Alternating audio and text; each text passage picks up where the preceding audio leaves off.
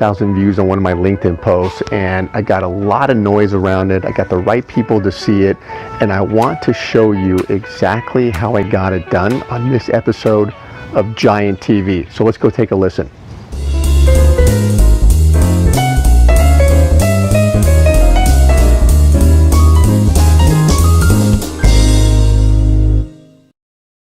Hi, Paul here. Okay, let's just jump into this, and I want to talk about content here and how I got over 100,000 views on this LinkedIn post you're looking at here. And not because it's important just to get the views, but why it's important and what are the results coming out of it. And so a little background here is that I see a lot of content on LinkedIn and it's all the same. What most people are doing is they're sharing other people's content. Go read Warren Buffett. Here's a Richard Branson top 10 list. Here's Inc. magazine. Not that that content is bad, but it just doesn't do anything for your personal brand in elevating you as the expert. And so as a backdrop that what I'm going to be talking about here is you got to stop sharing other people's content, and you need to have content that's your own. And there are efficient ways to get that done. And especially with a video focus, video is king today. And anybody that's not doing video for content is not even in the game. You're sitting on the bench. And remember, content is the marketing of your business. And I don't care if you're Coca-Cola or a solopreneur, you have to market your business. I mean, is there anybody that would say, I'm not going to market my business? Of course not. If you think about it, you're going to market your business. And it doesn't mean you have to own a business or be the CEO of a business. I mean, you could be a mortgage broker. You could be, a tax person. Whatever you're doing, it's your business. You got to market your business and yourself. That's your content. And of course, there's selling, which I'm not going to get into today, but those are two separate disciplines integrated. But today, we're talking about content, which is your marketing. And so if you're not using content, you don't have a content strategy, then you're not marketing your business and you're not marketing you. And it's counterintuitive to what we all know we need to be doing. So this is the post that I want to highlight today and talk about, what went into this. And this was fairly recent. You can see there, it's up to still kind of trickling in over 100,000 views, almost 100,274. And it was just a great post that went viral for me. And I got the right eyeballs on this post. So I know that my top prospects saw this post. So let's talk about content. And by the way, I will try to include that link to that post in this video somewhere so you can check it out. Here's what you got to focus on with content is your content needs to be intentional and it needs to be trending. And what I mean by intentional is you need to think about your audience here. And I'm going to go through these elements. So you have to know your audience when it comes to marketing your business. This may sound basic, but I can't tell you how many people I talk to when I say, okay, who's your target audience? Who really is it? And they're all over the map and they don't know, and that's okay. We all have been there, but you got to refine your audience for a lot of different reasons, not just for content, but so you can develop the language around your audience when you're prospecting and you have your lead generation campaigns on. You can really refine the language if you know who your audience is. So you need to niche down to your audience. And for example, I have a lot of business coaches as clients. Vistage chairs, those are, Vistage is the largest peer-to-peer CEO advisory group, tax professionals, law firms. And so I know who my audience is and I know them well, and I know what their challenges are, and I know what the opportunities are. and I know what the hot button issues are. And so think about it for your business. Maybe you're a business coach, and your audience, are CEOs, business owners. What is common to that audience? I mean, what are they going through? What are the hot buttons they're dealing with? I mean, I know for CEOs and folks that are running a business, because that's part of our audience, they care about things like culture. Company culture is a really big deal for owners, and getting culture right, and hiring practices, and feeling like also they're isolated as a leader of a business, where they don't have somebody to talk to. And so knowing your audience and niching down is going to help you when it comes to your content, because then what you can do is you can speak to them.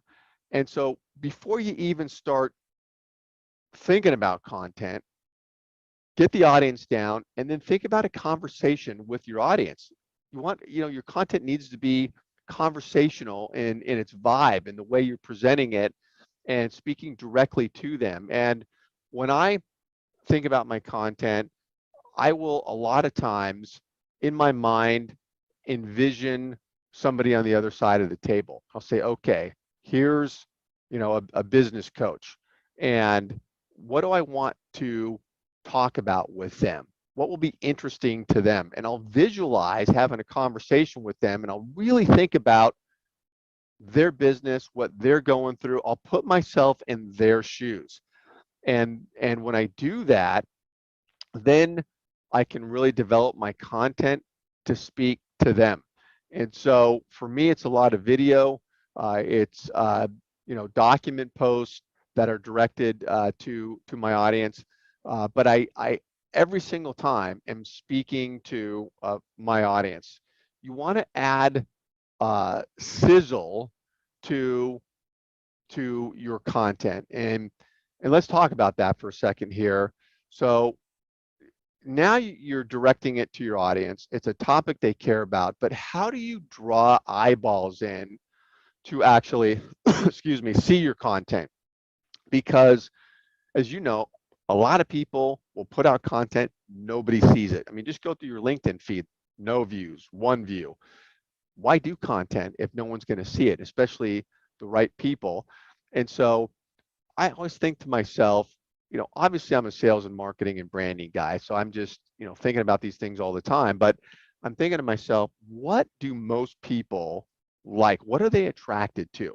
Most people, well, we know most people are into movies. They're into music. They're into cooking. We look at all the cooking shows on TV that are just going off all the time. There's Guy Fieri, who's actually from my area, with his diners, drive-ins, and dives. I love that show, man. That show is addicting. I think it's the food, man. And I don't know how that guy's not dead yet, but all that food he eats. But think of all those cooking shows. People love that. They love Hollywood. Music. Spotify is massive. I mean, I go insane for my Spotify playlist. I love it, sharing songs with my kids. And everyone's doing that. And so um, think about what's trending, what most people like when it comes to those things. So those are big topics. And now what's trending? I mean, if you're going after business owners, what's trending with business owners? Company culture, going back to work, remote working, I mean, all these things that are white hot issues right now. What's trending that's going to pull them in? For me, you know, uh, because of the business I'm in, sales, marketing, branding, movies and events, the Video Music Awards and the Oscars and music, those things always are about selling, marketing, branding, storytelling, all of the things that I teach others and that I use for myself in growing out businesses. And so I have a natural tie-in to things that are trending that people are interested in. In the post you saw, the Video Music Awards happened on a Sunday. Now that's a big deal, whether you're into that or not. It's all over the media. It's on YouTube. It's on TikTok. It's on it's everywhere.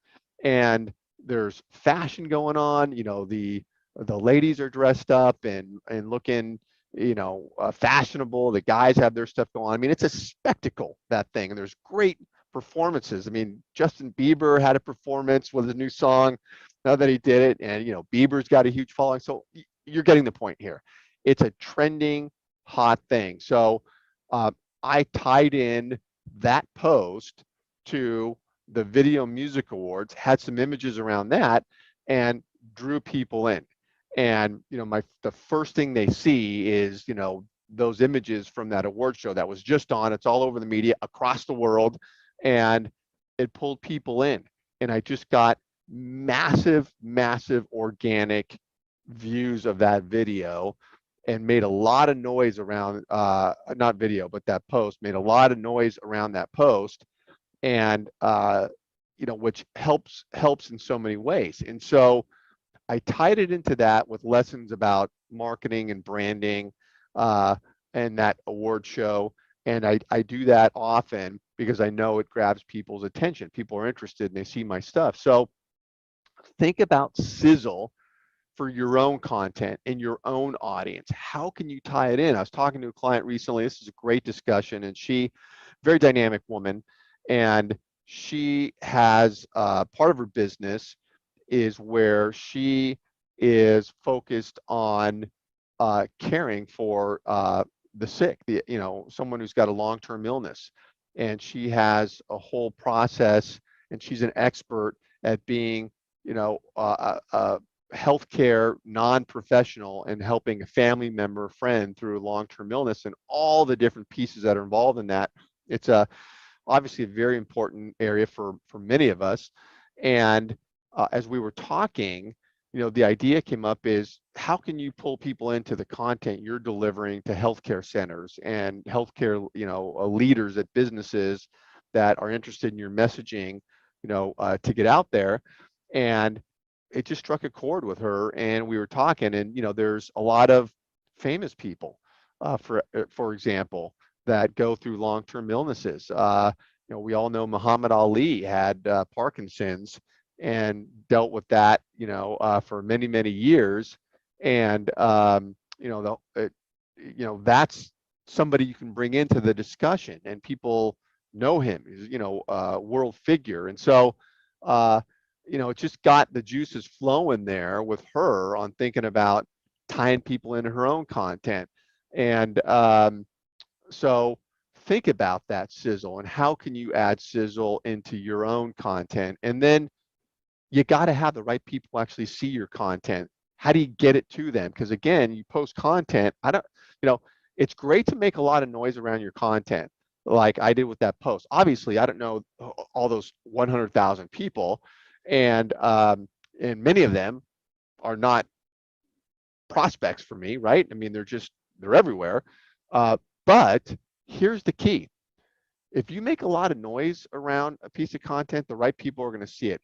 Imagine you're driving down the street in a new town, and you've never been there before, and you're hungry, and you're checking out restaurants, and there's restaurant row. There's 10 restaurants on that street, and pre-internet, so you can't Google anything and look it up, and so you don't know where to go. And uh, and there's 9 restaurants that are dark, no lights on, crickets. Nobody's there. Nobody's in line. They look horrible. There's one restaurant, the lights are on. There's a line out front. There's a buzz around it. Which one, obviously, are you going to gravitate to? It's going to be that one, right? The one that's making all the noise. You're going to say, God, something's going on over there. Let me check that out. Same way with content. You make a lot of noise around your content, people are going to notice, and they're going to think, what's going on over here? Let me check this out. And they're going to look at you.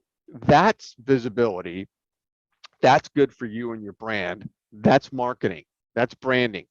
Now, the way you get it to the right people is you want to always have a list of your top prospects. Know who those people are. Have a list of that. I keep it in a CRM, off the LinkedIn platform. Keep it wherever you want. I have them in a list in Sales Navigator, so they're there. I'm engaging that way. But know who these people are, and then what you do is, when you have a great piece of content, strategically tag them. Is you mention them in the summary of the post, and what I do is I have a big list of prospects and I have it organized in my CRM. And every post I do, I'll tag 3 or 4 and in the summary, and then I'll organize that list so I don't tag them again for another post the next day. And then I just go through my hot prospect list so that during the course of a week, I'm tagging 15, 20, 25 hot prospects that see my content. These are people I'm talking to, I want to work with, and I'm getting visibility with them. And then I've been using LinkedIn Stories, although that's going away. They're changing that. But my point is, strategic tagging is key. And then if you're running nurture campaigns, there are ways to run nurture campaigns on LinkedIn where you can have, direct messages going out to people, and you're tagging them that way on content like this or an event you're doing, which goes beyond talking about a specific content piece. My point is there's strategic ways to get the content in front of the people you want to see it. And so that is the science behind that post. I don't do content just to have content. I do it to get visibility, make noise, be the squeaky wheel that gets the grease, and have the right people see it. And I'll tell you, just to add on here, is what I'm focused on, and I just sort of just want to mention this as we're talking about content, because it's one of the 5 essential components that every single business, I don't care if you're a solopreneur or Coca-Cola, these are the 5 components you have to have if you're growing a business. You don't have these, you're out. You're riding the pine. And we're now talking about the marketing, the video content strategy, having video. These are the other pieces. And, keep this, save this, this show you're watching as a reference. These are the 5 pieces you have to have, foundational components. So, you ever want to talk about these, hit me up, DM me, reach out, click on my calendar links wherever you're watching this, because these things stream everywhere. YouTube, Facebook, LinkedIn goes out there. Would love to get one-on-one with you. So thanks for listening. Hope you got some value out of this. If you want to go deeper, let me know.